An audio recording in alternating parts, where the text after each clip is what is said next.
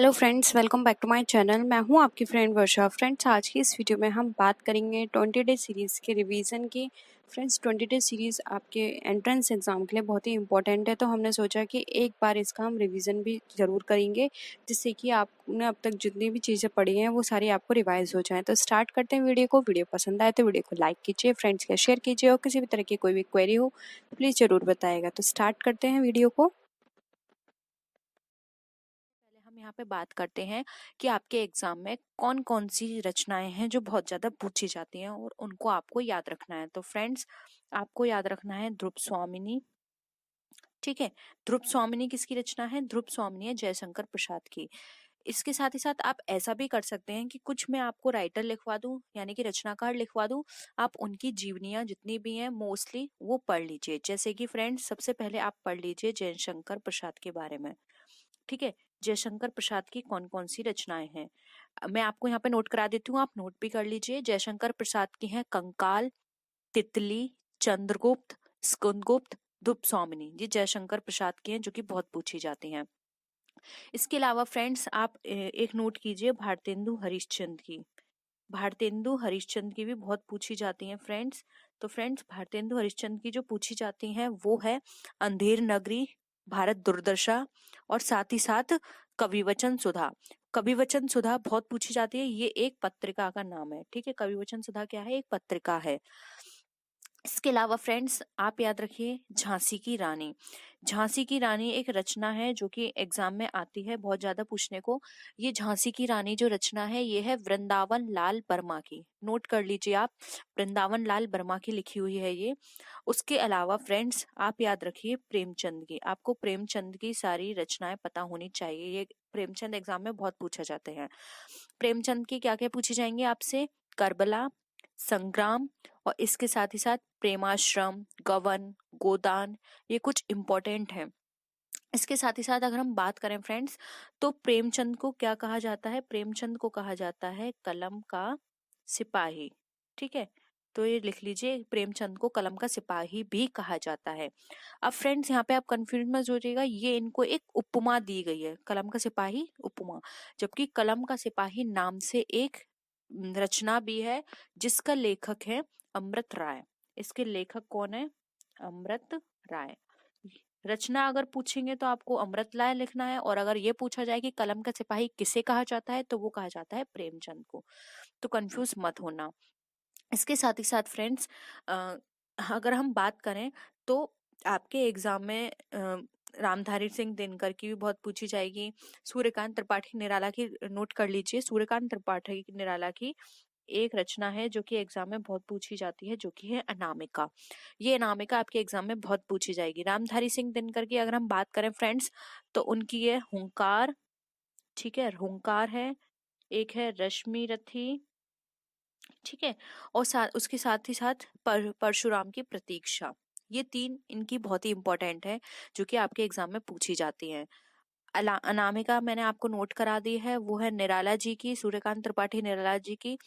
इसके साथ ही साथ बाण भट्ट की कथा, आत्मकथा, ये भी बहुत पूछी जाती है। ये किसकी द्वारा लिखी हुई है? ये बाण भट्ट की जो आत्मकथा है ये लिखी है हमारी हजारी प्रसाद द्विवेदी जी ने। ये इनकी बहुत पूछी जाती है, बाण भट्ट की आत्मकथा किसने लिखा है। उसके साथ ही साथ फ्रेंड्स, जैसे कि एक और है यहाँ पे मृगनयनी। मृगनयनी आप नोट कर लीजिए, मृगनयनी किसकी है? तो मृगनयनी है वृंदावन लाल वर्मा की। सूरज का सातवां घोड़ा, ये किसकी है? ये है धर्मवीर भारती की, सूरज का सातवां घोड़ा। इसके साथ ही साथ फ्रेंड्स, दादा कामरेड, पार्टी कामरेड, ये नोट कर लीजिए। पार्टी कामरेड और दादा कामरेड, कामरेड, ये किसकी हैं? ये यशपाल की हैं, बहुत पूछी जाती हैं ये। सर्कस लिख लीजिए। सर्कस किसके द्वारा लिखी हुई है? सर्कस लिखी हुई है संजीव के द्वारा। ठीक है, ये भी आपके एग्जाम में बहुत पूछी जाती है। तुलसीदास लिखी है सूर्यकांत त्रिपाठी निराला जी ने, बहुत ही फेमस कविता है तुलसीदास जी। यहाँ पे भी आप कंफ्यूज मत होइए, तुलसीदास एक रचना का नाम भी है। ठीक है, जिसको लिखा है सूर्यकांत त्रिपाठी निराला ने। उसके साथ ही साथ कफन प्रेमचंद की लिखी हुई है। पंच लैट की बात करें तो वो लिखी है फणीश्वर नाथ रेणु ने। ठीक है, तो ये आपका एक तरह से रिवीजन क्लास भी मान सकते हैं आप इसको। वैसे मैंने ये आपको पहले भी करा चुकी हूँ, प्रैक्टिस सेट के थ्रू भी करा चुकी हूँ, और इम्पोर्टेंट के जो मैंने रचनाएं बताई थी उसमें भी मैंने आपको ये सारी चीजें बता दी थी। इसके साथ ही साथ फ्रेंड्स, आप एक और रचना लिखिए जो कि है हमारी राम रहीम। ये भी बहुत पूछी जाती है, राम रहीम। राम रहीम लिखिए फ्रेंड्स, राधिका रमण प्रसाद सिन्हा ने। ठीक है, राधिका रमण प्रसाद सिन्हा ने लिखी है ये। इसके साथ ही साथ फ्रेंड्स, चिंतामणि। चिंतामणि बहुत ही इंपॉर्टेंट है, अगर आपने याद करा होगा तो आप खुद ही बता सकते हैं चिंतामणि किसकी लिखी हुई है। ये लिखी है आचार्य रामचंद्र शुक्ल ने। ठीक है, आचार्य रामचंद्र शुक्ल की लिखी हुई है चिंतामणि। महादेवी वर्मा की एक रचना है दीपशिखा, बहुत ही इंपॉर्टेंट है, ये बहुत पूछी जाती है। दीपशिखा ये लिखी है महादेवी वर्मा ने। ठीक है, इसके साथ ही साथ फ्रेंड्स, अगर हम बात करें कब तक पुकारूं, राग गेय राघव की, राग गेय राघव की है कब तक पुकारूं, ये भी एग्जाम में पूछी जाती है। उसके साथ ही साथ फ्रेंड्स, आप ये भी नोट करिए कि जो इसमें जैनेन्द्र की है। ठीक है, जैनेन्द्र की रचना भी एग्जाम में बहुत पूछी जाती हैं। तो फ्रेंड, जैनेन्द्र की रचना आपको पता होनी चाहिए कौन कौन सी हैं। जैनेन्द्र की रचना में आती है परख, सुनीत और कल्याणी, ये एग्जाम में आती हैं। कंकाल मैंने आपको बता ही दी, कंकाल एग्जाम में बहुत पूछी जाती है। तितली पूछी जाती है। ठीक है, और अगर इसके साथ ही साथ हम और देखें तो फ्रेंड्स, राहुल सांकृत्यायन ने आदिकाल को किसकी संज्ञा दी। ठीक है, आदिकाल को किस नाम से संज्ञा दी है। तो फ्रेंड्स, इसका अगर हम बात करें तो आदिकाल को उन्होंने संज्ञा दी है सिद्ध सामंत काल से। नोट कर लीजिए, सिद्ध सामंत काल, यानी राहुल सांकृत्यायन आदिकाल को सिद्ध सामंत काल भी बोलते थे। साकेत आप नोट कर लीजिए, साकेत भी एक के एग्जाम में बहुत पूछी जाती है। साकेत रचना किसने लिखी है। तो फ्रेंड्स, साकेत रचना जो है वो लिखी है मैथिली शरण गुप्त ने। ठीक है, उसके साथ ही साथ अगर हम फ्रेंड्स ये भी बात करें कि आदिकाल की प्रधान क्या थी, यानी कि प्रधान का मतलब यहाँ पर ये है कि वो श्रृंगार रस से रिलेटेड था आदिकाल, भक्ति थी, वीर गाथा थी, क्या थी। तो फ्रेंड्स, आदिकाल जो था वो था हमारा वीर गाथा से रिलेटेड, यानी उसमें वीर गाथा से संबंधित बहुत सारी रचनाएं की गई थी, इसलिए आदिकाल को वीर गाथा काल भी कहा जाता है। ठीक है, अब इसके साथ अगर हम बात करें तो ये तो हमारी हो गई कुछ इंपॉर्टेंट रचनाओं की जो कि आपके एग्जाम में बहुत पूछी जाएंगी। उसके साथ ही साथ फ्रेंड्स, आप ये भी एक चीजों नोट कर लीजिए, जो रीतिकाल होता है वो हमारा 3 भाग में डिवाइड होता है। रीतिकाल किस में डिवाइड होता है, 3 भाग में। ठीक है, पहला आता है यहाँ पे हमारा रीतिबद्ध, रीतिबद्ध। उसके बाद आता है रीति सिद्ध। ठीक है, रीतिबद्ध, रीति सिद्ध और फिर रीति मुक्त। ये 3 है, रीतिबद्ध, रीति सिद्ध और रीति मुक्त। अब फ्रेंड्स, यहाँ पे एक चीज और पूछी जाती है रीतिकाल से, रीतिकाल के कवि पूछे जाते हैं कि कौन कौन से हैं। तो आप नोट कर लीजिए रीतिकाल के कवि कौन कौन से हैं। देखो, बिहारी रीतिकाल के हैं, भूषण रीतिकाल के हैं। ये एग्जाम में बहुत पूछा जाता है कि भूषण किस काल के कवि हैं, तो ये रीतिकाल के हैं। ठीक है, केशव दास रीतिकाल के हैं। ठीक है, केशव दास हो गया। उसके बाद देव रीतिकाल के हैं। हमारे घनानंद जो हैं वो भी नीतिकाल के हैं। ठीक है, घनानंद और पद्माकर, घनानंद है, ठीक है, और पद्माकर, पद्माकर भी रीतिकाल के हैं। तो बिहारी, भूषण, केशवदास, देव, घनानंद और पद्माकर, ये सारे रीतिकाल के हैं। अब आप इनकी अगर नोट करना चाहें रीतिकाल इनकी रचनाएं, तो नोट कर लीजिए। बिहारी की 2 रचनाएं हैं, बिहारी सतसई। ठीक है, एक ही नोट कर लीजिए आप आपके एग्जाम के पॉइंट ऑफ व्यू से, क्योंकि ऐसे तो बहुत सारी हैं और आप कहाँ तक याद करोगे। तो आप ये इंपॉर्टेंट ही याद कर लीजिए, बिहारी की बिहारी सतसई एग्जाम में पूछी जाती है और ये रीतिकाल की है। भूषण की बहुत पूछी जाती है, शिवा वावनी और शिवराज भूषण, ये भी रीतिकाल की है। ठीक है, केशव दास की पूछी जाती है कविप्रिया और रामचंद्रिका, ये दोनों केशव दास ने लिखे हैं, कविप्रिया एवं रामचंद्रिका, ये 2 हैं। देव की बात करें तो फ्रेंड्स, देव की है भाव विलास और अष्टयाम। ठीक है, अष्टयाम मैं लिख देती हूँ यहाँ पर, अष्टयाम। और भाव विलास। ठीक है। घनानंद की बात करें तो इनकी है सुजान विलास और कोकसार। सुजान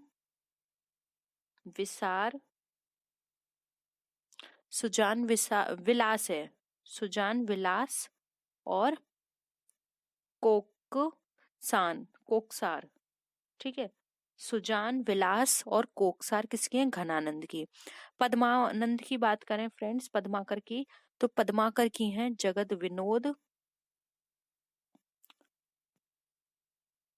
विनोद है, और है राम रसायन। राम रसायन, ये इनकी दो हैं पद्माकर की। तो कितने हैं आप ऐसे याद कर लीजिए, रीतिकाल के 6 हैं कवि। कौन कौन से हैं? विहारी, भूषण, केशवदास, देव, घनानंद और पद्माकर। ये 6 हैं। ये आपके एग्जाम में बहुत पूछे जाते हैं। और फ्रेंड्स एक और पत्रिका है, वो भी नोट कर लीजिए, सरस्वती। सरस्वती पत्रिका आपके एग्जाम में बहुत पूछी जाती है। तो सरस्वती पत्रिका लिखी है महावीर प्रसाद द्विवेदी ने। ठीक है। महावीर प्रसाद द्विवेदी ने सरस्वती पत्रिका को लिखा था, एग्जाम में बहुत पूछी जाती है। इसके साथ ही साथ अगर फ्रेंड्स हम बात करें तो मैंने आपको परशुराम की प्रतीक्षा बता दी है, मृगनयनी बता दी है, और मेरी जीवन यात्रा, और नोट कर लीजिए फ्रेंड्स, मेरी जीवन यात्रा, मेरी जीवन यात्रा, ये भी एग्जाम में बहुत पूछी जाती है। ये लिखी है राहुल सांकृत्यायन ने। ठीक है। तो नोट कर लीजिए, मेरी जीवन यात्रा राहुल सांकृत्यायन ने लिखी है, आपके एग्जाम में पूछी जाएगी। आकाशदीप लिख लीजिए, आकाशदीप जयशंकर प्रसाद की है। ठीक है। तो ये थी हमारी कुछ इम्पोर्टेंट, आपका इसी से रिवीजन भी हो गया होगा फ्रेंड्स, और आपको वीडियो पसंद आया होगा। और कोई नई अगर हमने यहाँ पे इम्पोर्टेंट जैसे रीतिकाल है वो हमने नया डिस्कस किया है, तो आप उसे अपने नोटबुक में नोट भी कर लीजिए। तो फ्रेंड आज का वीडियो हम स्टार्ट करेंगे जिसमें हम बात करेंगे अर्थ के बारे में, अर्थ की क्या स्ट्रक्चर है उसके बारे में बात करेंगे, जो कि आपके एग्जाम में पूछा जाता है। तो चलिए स्टार्ट करते हैं फ्रेंड्स। यहाँ पर हम सबसे पहले डायग्राम के थ्रू समझेंगे। तो आप एक डायग्राम बना लीजिए। देखिए ये जो लेयर है, ठीक है, इस लेयर को, ये है अर्थ, यानी कि जहां पर हम रहते हैं। मैंने आपको जो हमने लेयर्स पढ़ी थी तब मैंने बताया था इसको क्या बोलते हैं जहां हम रहते हैं, लिथोस्फेयर। लिथोस्फेयर, ठीक है, ये वो अर्थ है जिसके ऊपर हम रहते हैं। ठीक है। अब इसके नीचे से हमें स्टार्ट करना है, अर्थ के नीचे, यानी कि अगर हम इतना पार्ट लें तो ये हमारा क्या कहलाता है? अपर क्रस्ट। क्या कहलाएगा? अपर क्रस्ट। ठीक है। उससे तो और थोड़ा नीचे जाएंगे तो वो वाला पार्ट हमारा क्या कहलाता है? Lower crust. Lower crust. ठीक है। इसके बीच में इतना पार्ट जो है ये हमारा कहलाता है फ्रेंड्स मेंटल। MENTLE, ये हमारा मेंटल कहलाता है। मेंटल के नीचे का जो पार्ट होता है फ्रेंड्स, ये हमारा कहलाता है आउटर कोर। क्या कहलाता है? Outer core, CORE, core. और नीचे का जो पार्ट होता है, यानी कि इसके और नीचे हम जाएंगे, ठीक है, तो ये कहलाएगा हमारा इनर कोर। ठीक है। क्या कहलाएगा? ये वाला हमारा इनर कोर। तो आप समझ गए, ये है हमारा अर्थ जहां हम रहते हैं। अगर हम इसके नीचे जाएंगे तो ये हमारा कहलाता है अपर क्रस्ट, उसके और नीचे जाएंगे तो लोअर क्रस्ट, फिर आएगा हमारा मेंटल, फिर आएगा आउटर कोर, और फिर आएगी हमारी इनर कोर। ये आपके एग्जाम में बहुत पूछा जाता है। ठीक है फ्रेंड्स, चलिए एक बार हम ठीक से समझ लेते हैं अगर आपको यहाँ पे क्लियर नहीं है तो। देखिए ये अर्थ है जहां हम रह रहे हैं, इसके नीचे अगर हम जाते हैं तो ये हमने क्या बताया था, ये हमारी है अपर क्रस्ट। ठीक है। इसके नीचे और जाएंगे तो ये हमारी आ जाएगी लोअर क्रस्ट। इसके और नीचे जाएंगे तो ये हमारी कहलाएगी मेंटल, MENTLE, मेंटल। ठीक है। इसके और नीचे अगर हम जाते हैं तो फिर हमारी कहलाती है आउटर कोर। उसके और नीचे जाएंगे तो ये हमारी क्या कहलाएगी? Inner core. ठीक है। Inner core. ये पता है एग्जाम में बहुत पूछा जाता है इस तरह से कि अगर हम पृथ्वी के नीचे की बात करें तो सबसे नीचे वाली लेयर क्या कहलाती है? तो देखिए पृथ्वी है ये हमारी, जिसको हम लिथोस्फेयर कहते हैं। इसकी सबसे नीचे की लेयर क्या कहलाएगी? Inner core. इस तरह से एग्जाम में बहुत पूछा जाता है। तो फ्रेंड्स अगर हम इनकी दूरी की बात करें तो बियॉन्ड पृथ्वी से बात करें तो 2900 किलोमीटर अंदर है। ठीक है। और अगर हम मेंटल कोर की बात करें तो फ्रेंड्स मेंटल कोर जो है ये 70 से 72 to 2900 किलोमीटर है मेंटल कोर हमारी मिलती है। अगर हम पृथ्वी से बात करें तो ये 70 किलोमीटर नीचे से हमें मिलना स्टार्ट होती है, जो कि हमारी 2900 किलोमीटर तक है। और उसके बाद से जो हमारी लेयर स्टार्ट होती है, उसके नीचे और खुदाई पर जाएंगे तो हमारी कोर वाला एरिया शुरू हो जाता है, जैसे कि हमारा आउटर कोर, फिर आ गया हमारा इनर कोर। ठीक है। अब देखिए फ्रेंड्स, यहाँ पर एक चीज है जो कि बहुत इंपॉर्टेंट है और आपके एग्जाम में बहुत पूछी जाती है। देखिए, मेंटल के ऊपर की लेयर, ठीक है, और मेंटल के नीचे की ये लेयर, ये बहुत पूछी जाती है। इसको क्या बोलते हैं? ठीक है। तो देखिए, मेंटल के जो ऊपर की लेयर है, मैं आपको एक बार फिर से समझा देती हूँ इसको रफ करके। जैसे कि ये मेंटल था, इसके ये ऊपर की लेयर, इसको कहा जाता है, अगर हम इसकी बात करें तो मोहोविरिक डिसकॉन्टिन्यूटी। मैं यहाँ लिख देती हूँ, मोहोविरिक डिसकॉन्टिन्यूटी, डिसकॉन्टिन्यूटी। ठीक है, मोहोविरिक डिसकॉन्टिन्यूटी। और अगर मैं इस लेयर की बात करूं मेंटल के, ये हमारा मेंटल है, इस लेयर की बात करूं तो फ्रेंड्स ये लेयर हमारी कहलाती है गुटेनबर्ग डिसकॉन्टिन्यूटी। गुटेनबर्ग, BERG बर्ग डिसकॉन्टिन्यूटी। ठीक है। तो ये क्या कहलाई? मोहोविक, MOHOVIRIK, मोहोविरिक डिसकॉन्टिन्यूटी। और ये है GUTENBERG, गुटेनबर्ग डिसकॉन्टिन्यूटी। ये एग्जाम में बहुत पूछा जाता है। वो लेयर बताइए जो कि हमारे ऊपर, हमने क्या बताया था आपको, लोअर क्रस्ट। तो वो लेयर बताइए जो मेंटल को लोअर क्रस्ट से जोड़ती है। तो आपको बताना होगा मोहोविरिक डिसकॉन्टिन्यूटी, या फिर ये पूछ सकते हैं मेंटल को नीचे जो हमारा आउटर कोर होता है, ये हमारा क्या है, ये आउटर कोर है। तो ये पूछा जाता है एग्जाम में कि मेंटल को आउटर कोर से जो लेयर जोड़ती है उसको क्या बोलते हैं। तो आपको क्या बताना होगा, उसको बोलते हैं गुटेनबर्ग डिसकॉन्टिन्यूटी। आई होप इतना आपको क्लियर होगा। अब देखिए फ्रेंड्स, यहाँ पर एक और बात जानने की है कि आउटर कोर की अगर हम बात करें, आउटर कोर के नीचे हमने क्या बताया था आपको, इनर कोर है। तो फ्रेंड्स, आउटर कोर जो होता है, यहाँ पर टेम्परेचर हमारा क्या होता है, इंक्रीज होता है, और प्रेशर क्या होता है यहाँ पे हमारा, डिक्रीज होना शुरू हो जाता है।